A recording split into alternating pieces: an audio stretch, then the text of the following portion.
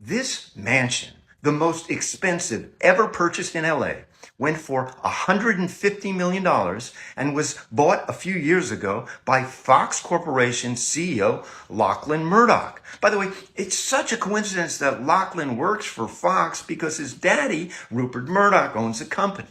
Nothing like getting into the family business. By working hard and saving, you too can someday own a $150 million house. Yep, I mean, that's how it's supposed to work, right? Work hard and no avocado toast, and a house will be in your future. This is Rebel HQ. I'm Sandee Lovas. It's hard to visualize how much wealth Lachlan Murdoch has. When you get up to numbers that high, it becomes unfathomable what you can buy with it. This TikToker goes over just some of the things he has bought with his wealth. Lachlan recently purchased this $23 million yacht, possibly because his $175 million sailboat is still being built.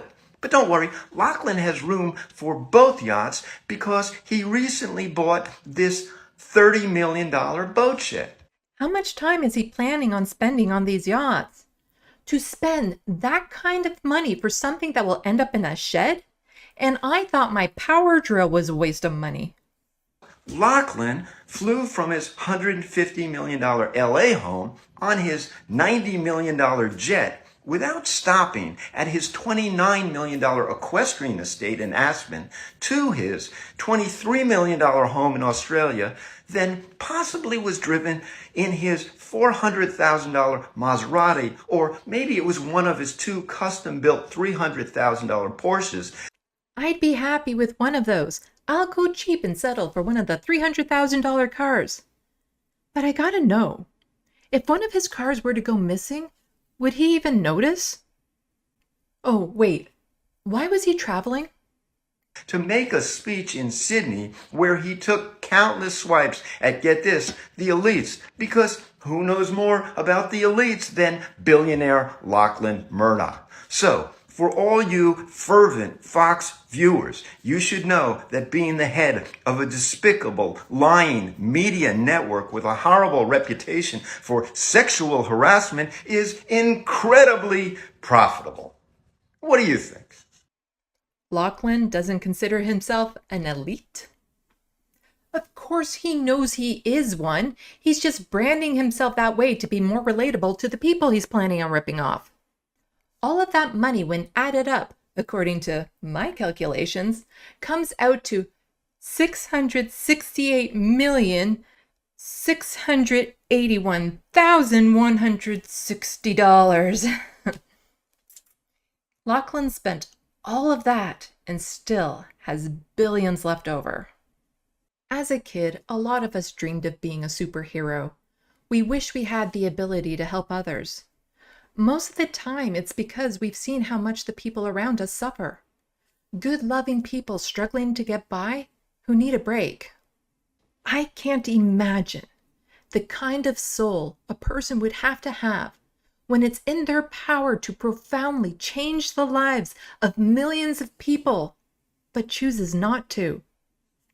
Lachlan could have 90% of his wealth disappear, and do you know what would happen to his lifestyle? Nothing. Nothing would change. He'd still be in the top 0.1%.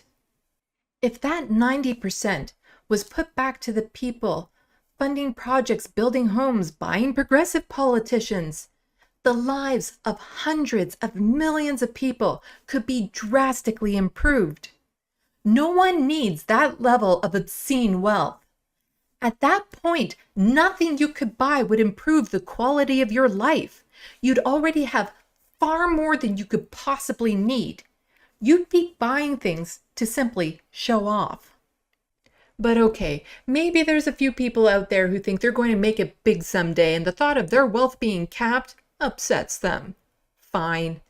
It's your money. Do with it what you want.